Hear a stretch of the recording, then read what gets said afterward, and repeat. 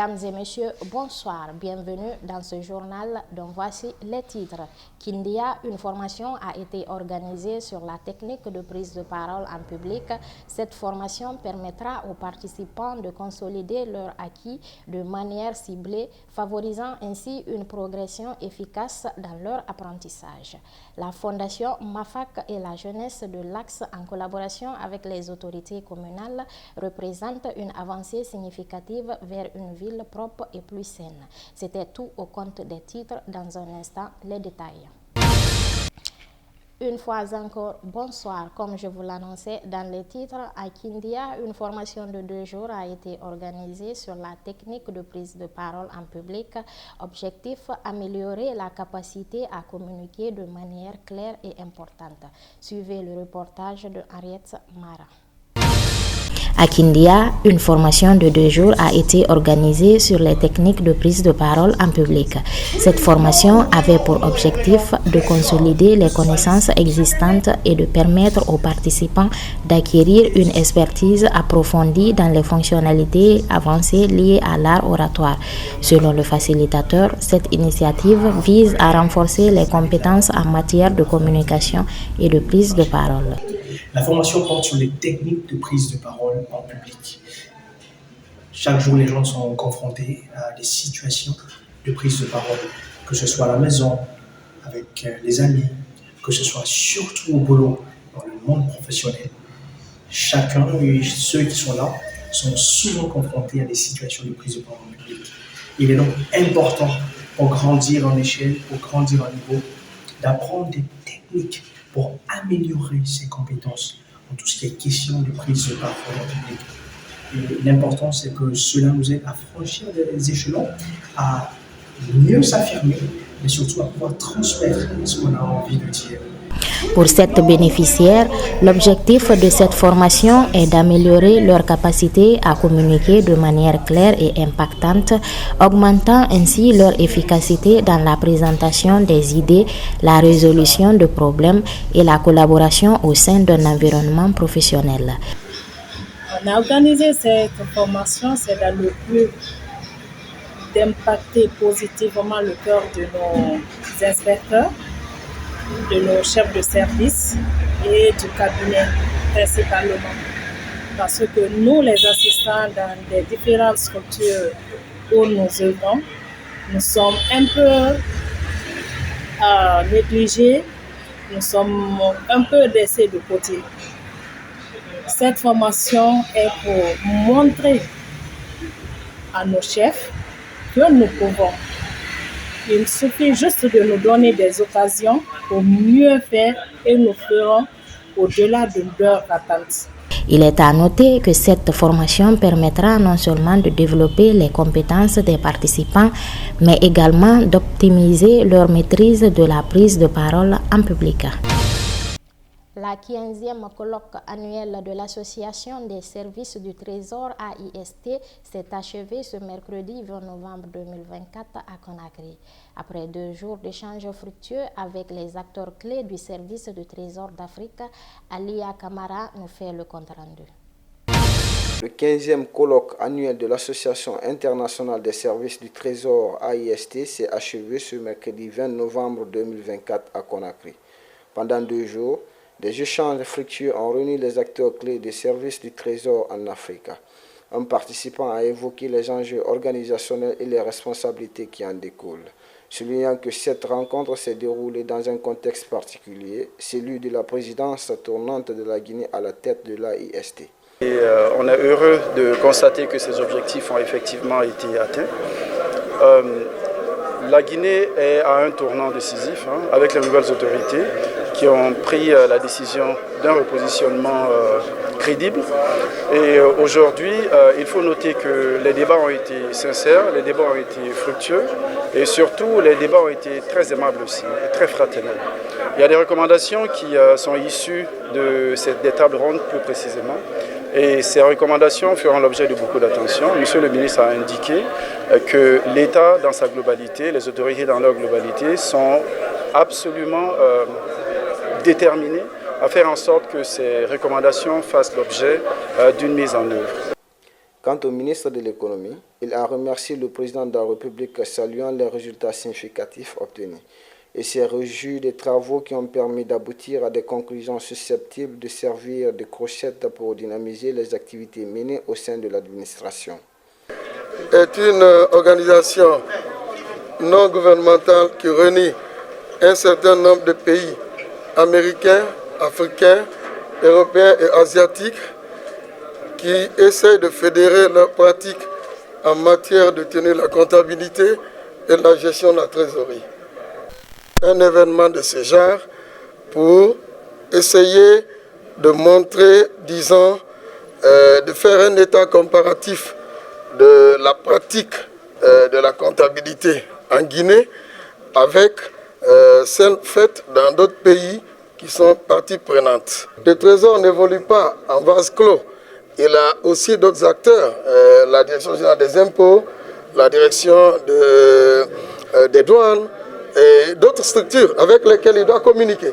Donc le développement d'interfaces et toutes les activités connexes doivent être dupliquées au sein de la Direction générale du Trésor. Cela participera et permettra une bonne reddition des comptes à laquelle les autorités, notamment le président de la République, est très attaché. Donc c'est un parcours très important qui met notre pays, j'allais dire, au pinacle quand même des pays africains, des pays de la sous-région, comme quoi nous sommes en train de refonder et repositionner notre pays par la gestion des finances publiques. A noter que la cérémonie de la clôture du 15e colloque de l'Assemblée générale s'est déroulée dans une ambiance d'empreinte de fraternité et de convivialité. L'initiative d'assainissement sur l'axe Un pas vers une ville plus propre et plus saine, le nouveau slogan de Dr David Makongo, suivait le reportage de Henriette Mara. Cette initiative d'assainissement menée par la jeunesse de l'Axe en collaboration avec les autorités communales représente une avancée significative vers une ville propre et plus saine. Le coordinateur a remercié la Fondation Mafak pour son soutien financier et logistique, soulignant qu'elle a déjà initié et soutenu plusieurs actions similaires en Guinée. C'est Dieu seulement qui peut aider tout le monde, mais Makongo, ce qu'il est en train de faire pour la jeunesse, Hamdallah Bambeto, jusqu'à Kabylie, c'est très bien. Est-ce que vous avez compris? L'ami du président de la République, toujours on salue aussi le président de la République, Mamadi Doumbouya. Donc que Dieu nous aide et aide la Guinée. Merci beaucoup Makongo Family, merci CNRD, merci beaucoup à tout le monde, à tous les jeunesses d'Hamdallah Kabylie. Pour le président de la Fondation Mafak, il a également mis en avant l'importance du leadership, en particulier celui du président de la République, le général Mamadi Doumbouya. Il a encouragé la jeunesse à s'inspirer de cet engagement et à promouvoir la paix ainsi que le vivre ensemble. Je suis motivé par le général Mamadi Doumbouya, notre cher président de la République, qui n'aménage aucun effort pour nous donner la paix, le vivre ensemble et l'unité nationale. Le président de la République nous a montré qu'il est là pour tout le monde. Et nous aussi, on veut montrer au président que nous sommes là pour lui aussi. Permettez-moi de vous dire que ce n'est pas moi qui ai choisi les femmes. C'est les femmes qui ont choisi d'accompagner le président de la République parce qu'il fait un bon travail pour les femmes, pour la jeunesse et pour le peuple guinéen. Mon appel sur l'axe jusqu'à Bambeto, c'est un appel pour la paix. Rien que la paix. Il est à noter que cette initiative d'assainissement constitue un exemple inspirant de collaboration entre la société civile et les autorités locales. Le ministre Moussa Moïse Silla annonce les couleurs de l'événement FID qui aura lieu du 4 au 8 décembre prochain. FID de Guinée représente un espace de promotion, de diffusion et de valorisation des percussions guinéennes. Reportage Alia Kamara. Le Festival international du film de Guinée revient pour une nouvelle édition du 22 au 25 novembre 2024. Pour cette dame, l'objectif est de mettre en lumière le cinéma guinéen ainsi que d'autres œuvres cinématographiques d'autres origines, notamment africaines. Ce festival est si précieux. Il nous permet de nous rassembler, de célébrer notre diversité et de renforcer nos liens d'amitié et confraternité. Je vous encourage tous à profiter pleinement de ce festival. Que la magie du cinéma opère et prospère afin que l'espoir continue de briller dans nos cœurs. Vive la Guinée! Vive le général d'armée Mamadi Doumbouya! Pour le directeur artistique, ce festival vise à renforcer l'industrie cinématographique en Guinée, à encourager la création artistique et à offrir des opportunités de réseautage pour les professionnels du secteur. Pour la synergie d'action créée autour du cinéma, entre acteurs publics du cinéma et acteurs privés du cinéma. Je voudrais dire, c'est par ces actes qu'on pourrait relancer notre secteur et je vous remercie très sincèrement pour l'énergie d'action mise en place pour rehausser notre cinéma. Sous ces mots, je voudrais dire bon festival à toutes et à tous et que Dieu bénisse la Guinée. Je vous remercie. Quant au ministre de la Culture, il souligne que ce festival constitue une plateforme de diffusion, de promotion et de reconnaissance des films des talents cinématographiques, contribuant ainsi à l'épanouissement et à la diversification du paysage culturel en Guinée et en Afrique. Un puissant outil pour éveiller les consciences et bâtir un avenir meilleur. Comme l'a si bien dit le cinéaste sénégalais Ousmane Sambel, souvent appelé le père du cinéma africain, la culture est l'arme la plus puissante pour libérer un peuple. Et en Guinée, cette vérité prend tout son sens. Nous avons un visionnaire à la tête du pays qui connaît la culture, qui comprend son sens et son importance, qui est lui-même ambassadeur de la culture de par son habillement, donc de par ce qui le caractérise, le général Mamadi Doumbouya, notre premier soutien. Sous la vision éclairée donc du président de la République, nous avons placé la culture au cœur de notre stratégie nationale de développement. La vision du président se décline en 5 axes, mais il a placé la culture au niveau du 2e axe. C'est pour vous dire toute l'importance qu'il accorde à ce secteur dans la vision Simandou 2040. Notre engagement se traduit déjà par des actions. La réhabilitation prochaine des salles de cinéma, comme la mythique salle du cinéma Liberté à l'entrée de la commune de Kalom. Cette salle deviendra, dans les mois à venir, une référence dans la sous-région. Nous allons faire un véritable pôle d'attraction cinématographique.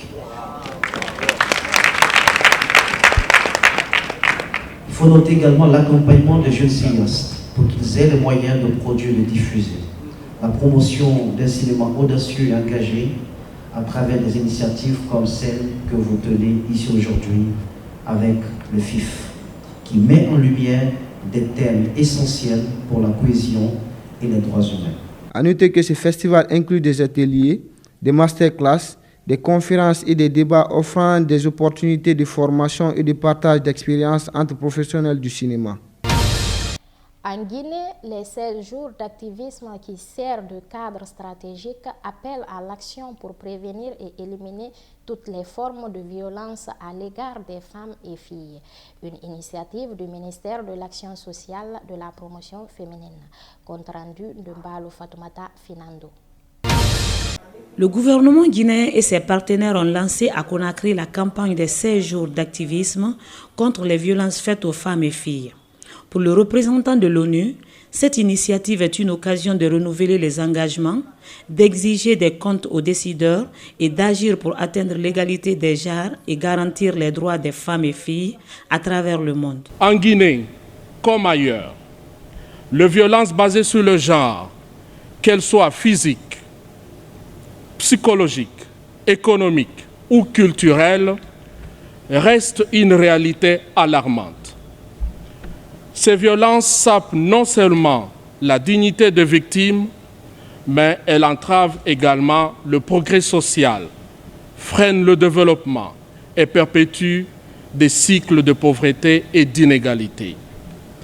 Cependant, face à ces défis, il y a des lueurs d'espoir.